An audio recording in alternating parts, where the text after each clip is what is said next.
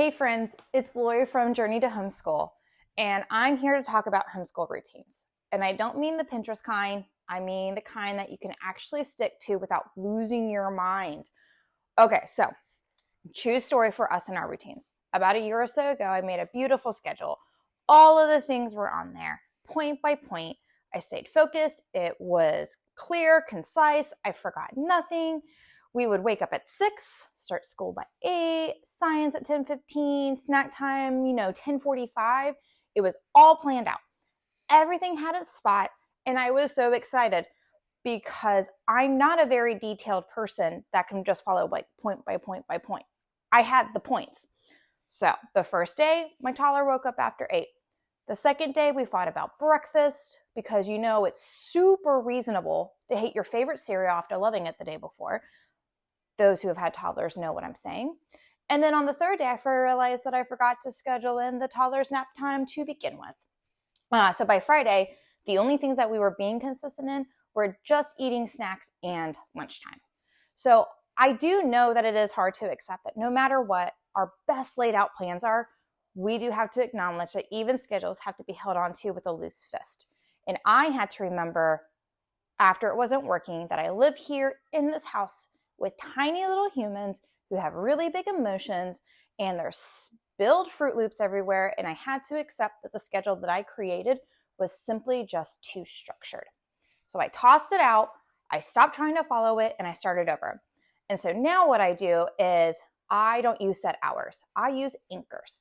I anchor my day just as part of my anchors are part of the regular part of my day that I can build my homeschool rhythm around. So the way that this works is, first, I realized that I had to stop trying to do everything. And that's kind of where you're probably going to have to figure out too. And then pick out just 3 things, just 3. For us, we do Bible, read alouds, and some sort of CC related curriculum. That's our foundation.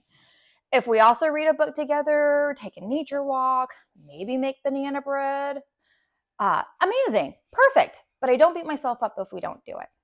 Okay, so here's what it looks like. At breakfast time is our first anchor, then we do our Bible. At lunchtime, that's our second anchor, then we do our read aloud. Nap time happens mid-afternoon, and that's when we would finally do any of the CC stuff that I'm trying to get to. That's it. No timers, no pressure, just rhythm. And it flows and it fits really well with life and not against it. Okay, listen. I have a toddler who demands cuddles at the drop of a dime and then cries if I don't cuddle fast enough. Sam somehow melts down over pencils. Some days are loud, some days are slow and weird, but it doesn't mean that I failed. It just means that homeschooling is real life, not just a brochure. I've had days where the win was just reading on the couch while folding laundry. That counts too. So if you're trying to build your homeschool routine, here's my advice.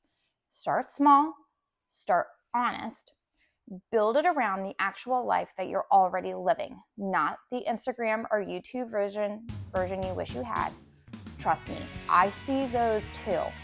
And you can tweak and change it as you go. You make it work for you and your children.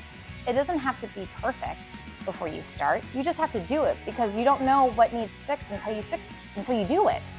You're doing better than you think, I promise you. Most of us are still just figuring it out as well.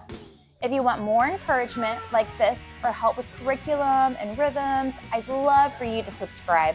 And if this was helpful, please leave a comment and tell me what part of your routine feels right. What, buddy? Tell me what feels right and hardest right now.